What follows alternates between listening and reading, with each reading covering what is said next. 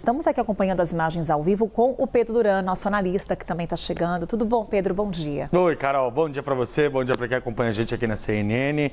Mais um dia de homenagens para o Jorge Mário, né? É isso, mais um dia de cobertura histórica aqui na CNN Brasil. Olha só as imagens, Praça de São Pedro, que vai ficando cada vez mais cheia com o passar das horas. Muitas homenagens por lá, muitas Já está um solão lá no Vaticano, né? É, quase meio-dia, né? Daqui a pouquinho por lá.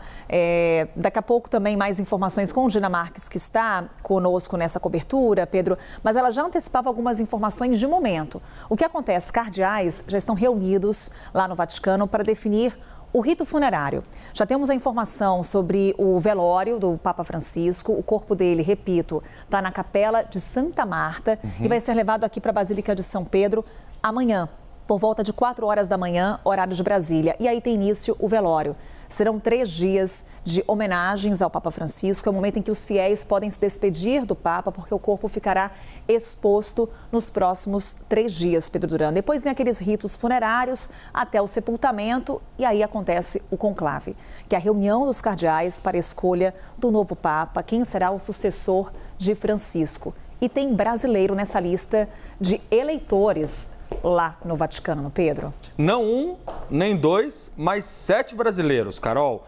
E eles representam juntos 5% dos votos para o conclave. Os brasileiros que começam agora a se preparar para essa viagem receberam todos ontem a comunicação do Vaticano para que eles estejam presentes lá e participem do conclave e, obviamente, também da cerimônia de despedida, né? Das cerimônias, das homenagens de despedida do Papa Francisco. Aqui nós temos, então, na tela quem são os 8 cardeais brasileiros, Carol, com um destaque, e eu já vou pedir em instantes para encher a tela, mas com um destaque para Dom Raimundo Damasceno, que é o único dos 8 que tem mais de 80 anos e por isso não vai participar da escolha do futuro Papa. Porém, estão eles aí, os cardeais brasileiros, e a gente tem, Carol, já uma movimentação que começa hoje, com as viagens. Então, por exemplo, o Dom Sérgio da Rocha, que é o arcebispo de Salvador, primaz do Brasil, ele já viaja hoje para o Vaticano para poder se juntar aos outros cardeais que já estão lá e já estão concentrados para essa cerimônia, como, por exemplo, Dom João Braz de Avis. Dom João Braz de Avis, ele trabalha no Vaticano, ele tem um cargo no Vaticano, então ele já está lá e ele vai receber os outros brasileiros, os outros 6 que vão se juntar a ele nesse momento. Dom Odilo Pedro Scherer, por exemplo, o cardeal aqui de São Paulo, o arcebispo da região episcopal de São Paulo, deve viajar amanhã. E os outros cardeais, Carol, vão ao longo dos próximos dias se juntando a esses brasileiros e estrangeiros que estão lá na Itália, no Vaticano, para poder participar do conclave. Conversei com interlocutores desses cardeais, conversei com membros ali da Igreja Católica e a expectativa, Carol, é de uma viagem longa, de um longo período. Eles estão falando em 3 semanas de estadia lá no Vaticano. E por que isso? A gente depois vai detalhar um pouco melhor o calendário, mas para que as pessoas possam entender, não é nada rápido que vai acontecer daqui para frente. Você, como bem estava dizendo, tem agora o funeral, né? Essa cerimônia que dura 3 dias de despedida.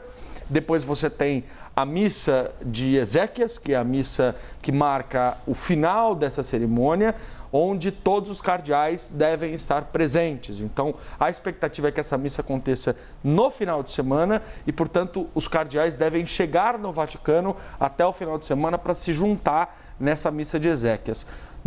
Na semana que vem, começa a congregação dos cardeais, que é uma espécie de reunião prévia do conclave, onde eles discutem o futuro da Igreja Católica. Vão se juntar os 135 e vão debater o que vai acontecer dali para frente com a Igreja Católica.